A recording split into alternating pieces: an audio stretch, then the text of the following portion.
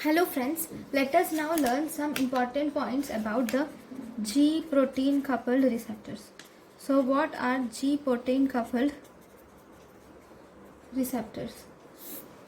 G protein coupled receptors are a bundle of 7 transmembrane receptors. Examples are noradrenaline, adrenaline and dopamine are the G protein coupled receptors. Then, how does these G protein coupled receptors act? G protein coupled receptors are of 3 types. One, we have GS, GQ and GI. GS and GQ are excitatory receptors, whereas GI is inhibitory receptor. Okay, so what happens in the resting state? First we will see what actually happens in the resting state.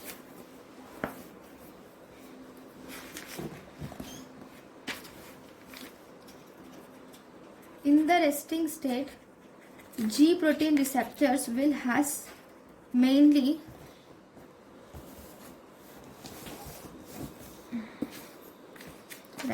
G protein receptors will have 3 subunits. Okay, it has alpha subunit, beta subunit and gamma subunit. These subunits will form the intracellular domain. Okay, so if this is the cell membrane, here you will have alpha subunit, beta subunit, gamma subunit. Okay,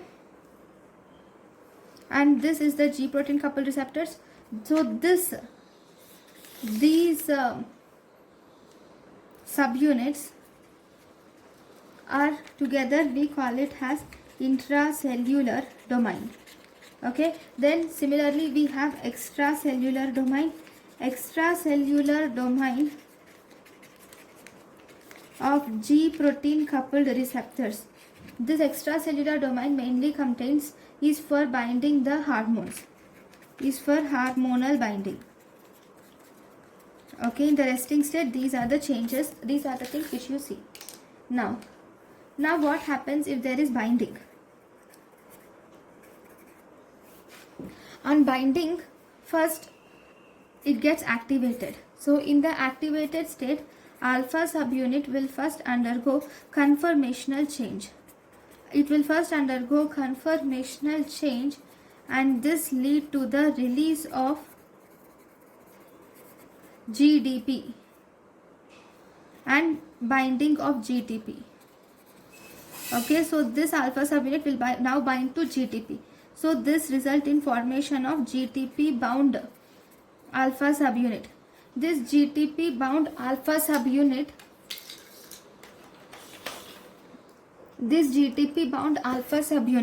will now dissociate from beta gamma subunit, and thus it will regulate the effectors. Alpha subunit will now regulate the effectors and it continues the function like changing transcription and doing the rest of the things. So this is one when it is activated. Okay, so this is about the G protein coupled receptors, which are nothing but adrenaline, noradrenaline and dopaminergic receptors. Now the next group of receptors which are important are nicotinic receptors. So if you see the nicotinic cholinergic receptors, we will see these nicotinic cholinergic receptors. These include NM and NN type. These are ligand gated ion channels. These are ligand gated ion channel type. So once the hormone binds to these ion channels, so once the hormone binds to the ligand, this will alter the permeability of ion channels. This will alter the permeability of ion channels. Okay, and thus it will bring about the change that is required. Okay, so these are the nicotinic cholinergic receptors. Then one more type of receptors which should be known is about the transmembrane enzyme linked receptors. So if you see the transmembrane enzyme linked receptors, these are of two types. One, we have large extracellular ligand binding domain. There is large extracellular ligand binding domain which is connected through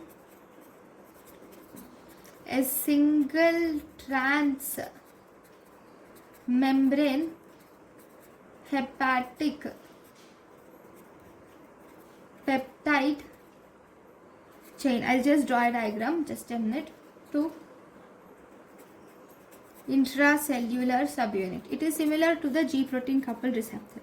So if you see, there is an extracellular binding domain and there is 7 heptapeptide linkages, and there is 1, 2, 3, 4, 5, 6, 7 yeah, till here, and there is an intracellular subunit. So this is one type of receptor. One type of receptor. Then the second type of receptor is that the enzyme is present on the cytosolic side, and this is most commonly a protein kinase, which is a tyrosine kinase. It is protein kinase which is tyrosine kinase, or it is membrane bound. Okay, so these are anatomically two different types of transmembrane linked receptors. So we will see the ligands now.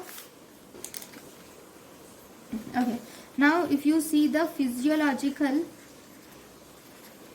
ligands which are present for transmembrane, what are the physiological ligands which you see for transmembrane enzyme linked receptors? Okay, these physiological ligands include: one, we have receptor tyrosine kinases. Receptor tyrosine kinases will result in growth factor. Receptor tyrosine kinase are receptors for growth factors like platelet derived growth factor, vascular endothelial growth factor, or it is for epithelial growth factor. Okay, epithelial growth factor. And it is insulin also acts along the receptor tyrosine kinase. Insulin also acts with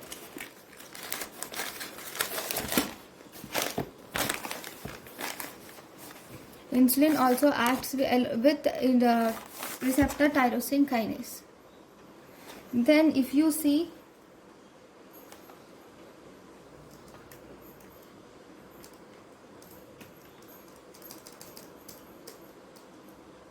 the second group of transmembrane receptors are membrane bound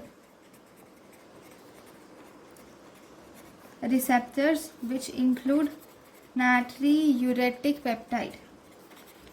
Okay, then the third type of receptors include receptor serine threonine kinase.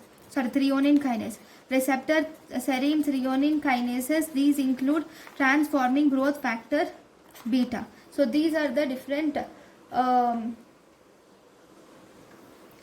membrane bound receptors. Okay,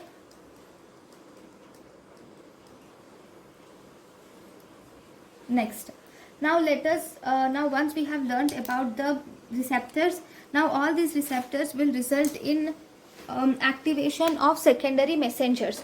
So we will learn about the list of secondary messengers.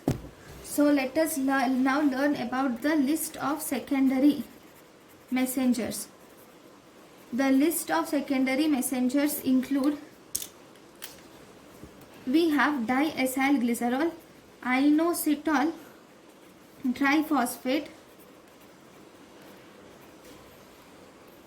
obviously cyclic AMP, cyclic GMP, calcium, and nitric oxide. These are the types of secondary messengers which are available. Okay, then here we have learned about, in the physiological ligand for transmembrane enzyme linked receptors, receptor tyrosine kinase, and membrane bound receptors, that is guanyl cyclase receptors, which is ANP, atrial natriuretic peptides, and receptor serine threonine kinase. We will learn some important points about this natriuretic peptides. Okay, types of natriuretic peptides. Right, natriuretic peptides. Natriuretic peptides are actually of three types. One, we have atrial natriuretic peptide, brain natriuretic peptide, and C-type natriuretic peptide. So first, atrial natriuretic peptide. This is released from atria whenever there is increased intravascular volume. Whenever there is increased intravascular volume or volume overload, then the atria will release atrial natriuretic peptide, which will decrease the blood pressure. Okay, then this is brain natriuretic peptide. This is obviously atrial natriuretic peptide. This is brain natriuretic peptide. Whenever there is increased intravascular volume, then ventricle will produce this brain natriuretic peptide, and thus it decreases the blood pressure. Okay, and then we have C-type of natriuretic peptide. This C-type natriuretic peptide is synthesized from brain and endothelial tissues. It is synthesized from brain and endothelial tissues, and this will stimulate bone growth, long bone growth. It is produced from brain and endothelial tissues, and it will stimulate long bone growth. Okay, so these are the different types of secondary messengers. Okay, these are the different types of natriuretic peptides. Now, one more important point about BNP is this brain natriuretic peptide can cause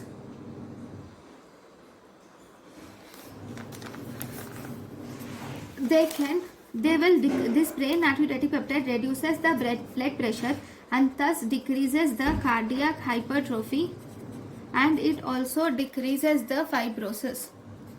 Okay, so these are the important points about the natriuretic peptides.